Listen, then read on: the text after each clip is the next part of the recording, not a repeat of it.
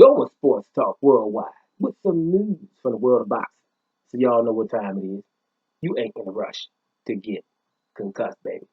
Now, heavyweight news, and it's going to be bad news too, right? Heavyweight news be bad news too. Listen, I always say when you're talking undisputed in boxing, things get in the way. They just do. They just always get in the way. You very rarely have undisputed. That's why in the history of the last 50 years, there's not that many people that's been undisputed, right? It's not people like Lennox Lewis come to mind. And, I think Bernard Hopkins was, Jermaine Taylor was, Holyfield was. It gets sketchy.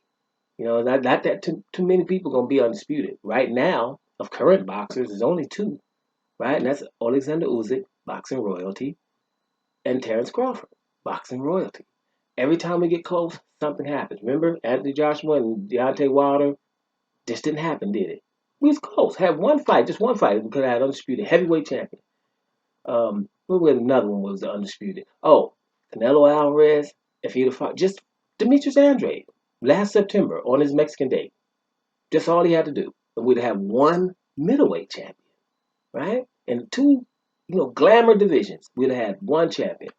But every time when that was Canelo and Andre, no one talked about it. Now, I mean, no one talked about it. No one, not even the internet. It was something weird about that to me. It was really weird. Like, wait a minute. Now, we all talk about Undisputed. We ain't talking about Demetrius Andre versus Canelo on September 14th. But we're going to talk about sometime in November him fighting Kovalev and talk about his two weight divisions higher. Kovalev didn't even have no rest after his Anthony Yarde fight, right? And then we know we were arguing back and forth about Anthony Joshua and Deontay Wilder. So just people are allergic. It's not in the interest of boxing. The people that are involved, uh, it's not in their interest. That's why, and the consumers, they're worried about other stuff. What race they are, what country they come from, and then they're arguing about that. But at the end of the day, they don't have the same goal. So a lot of times we be arguing. That's why I don't really, indulge because somebody in the comment section doesn't have the same goals as I would. I just want to see one champion in all the divisions because we have about 17 of those, right? With all the juniors and super divisions. So, one champion. And if we don't do that, people don't see. People don't always are just doing what everyone else does instead of, scrolling yourself out, right?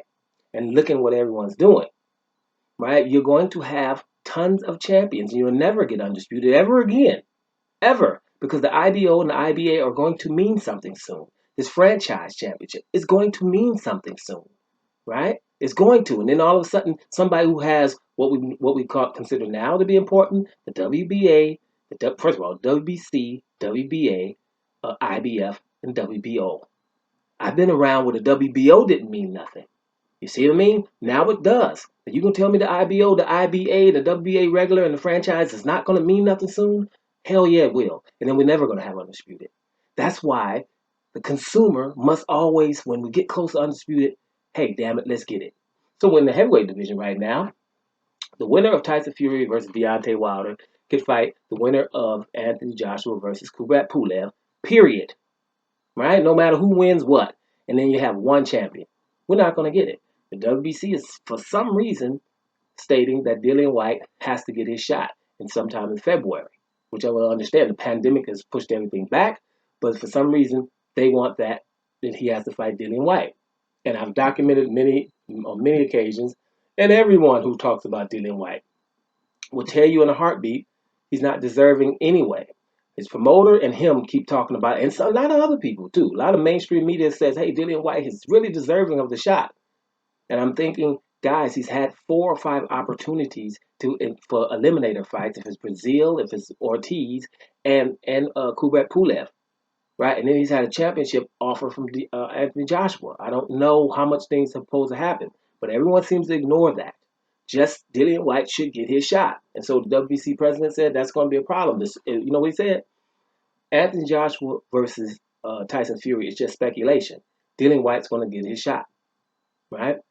We don't know why. I think money has been involved. I don't understand, because normally if you, as a president of anything, a president of Tiddlywinks, right, and somebody say, man, I ain't playing Tiddlywinks like you say you got to do this, and they don't do it, then you're going to be irked as the boss.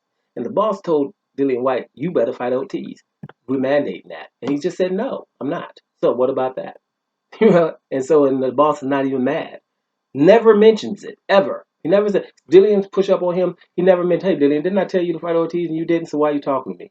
Never has said it. That's weird to me. And I'm being nice by saying it weird. So whatever that is, and whatever I think, whatever others think, bottom line is the president says, your boy Tyson Fury gonna have to fight Dillian Whyte after my boy Deontay Wilder and Fury fight. Right? Now, if Fury is to be elevated to this franchise champion, I'm going to say it again, right? All the WBC has to do if they want to have their piece is say, okay, now the title is vacant. We ain't giving it to nobody, right? Dillian Whyte has to fight Louis the Real King Kong Ortiz because we mandated it before, and Ortiz is ranked real high right now, number 3 or 4 as we speak. So fight Ortiz, and then you have a championship, a champion.